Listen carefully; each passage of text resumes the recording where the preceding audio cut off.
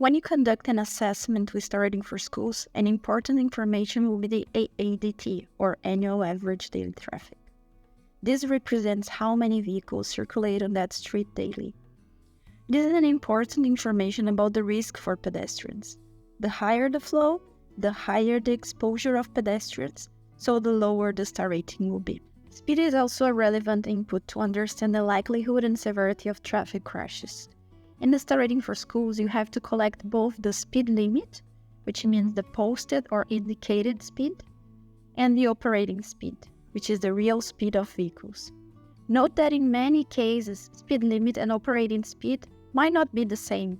This is the case when in some streets where cars go faster than the speed limit, for example. Always have in mind that there is already solid evidence demanding safe speeds where pedestrians and car mix. And in some cases, only reducing the speed limit will not be effective if car continues to drive faster. You might need to add traffic calming measures to make sure that vehicles will slow down. See more about the solutions in these guidelines and publications. To add vehicle flow to the star rating for schools, we suggest you to first check with the road authorities if there is any flow data collected that you can use in the assessments.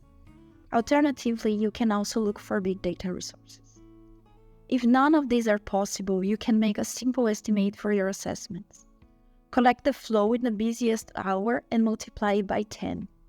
You don't need to collect one entire hour. You can collect 15 minutes and estimate the hour by multiplying it to 40, for example. Please count only motorized vehicles. And here is a quick example. In this case, we collected information on vehicle flow during 15 minutes right next to one of the locations assessed. The count was 327 cars and motorized vehicles in this street.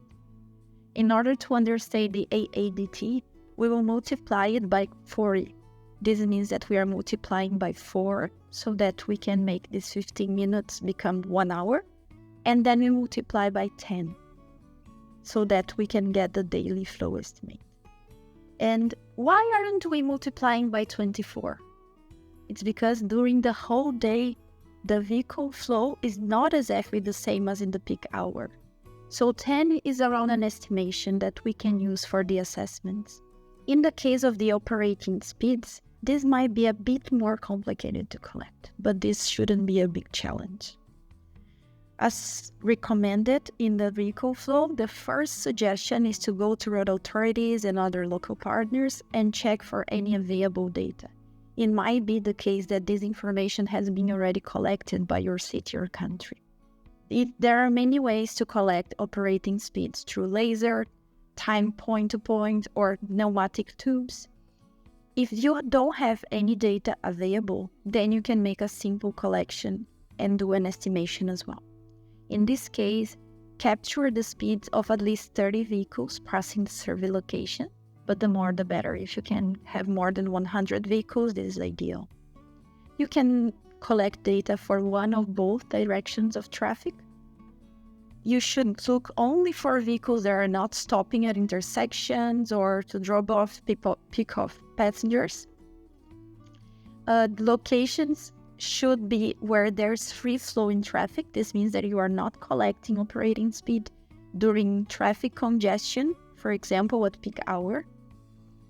Make sure to be very discreet just so that the vehicles and the drivers do not pretend that you are enforcement and start reducing their speeds because they think they can get fined. And then you can use the Microsoft Excel to calculate the 85th percentile of the speed samples. And this is how we will get our estimates. There are many ways. If you cannot collect directly with a speed radar, there are some pocket versions already available. You can also use a mobile app that estimates the speeds. Otherwise, there are some even simpler solutions that you can use to get these estimates. Using this formula on Excel, we'll be able to identify from our samples what is the speed respected by 85% of vehicles from our sample in free flow. The formula may change depending on the language that you are using Excel. The ideal situation is to use a speed gun or a pocket radar, for example. If you don't have these options, you can use your mobile phone and any simplified radar app.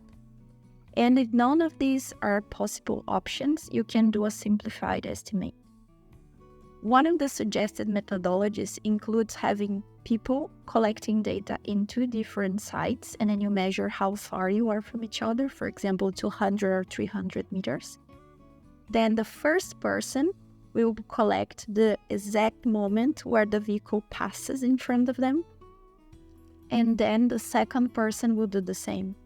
And when you have the specific time that it took this driver to get from point A to point B, you can calculate using this distance between the two data collectors to understand how far that vehicle was circulating.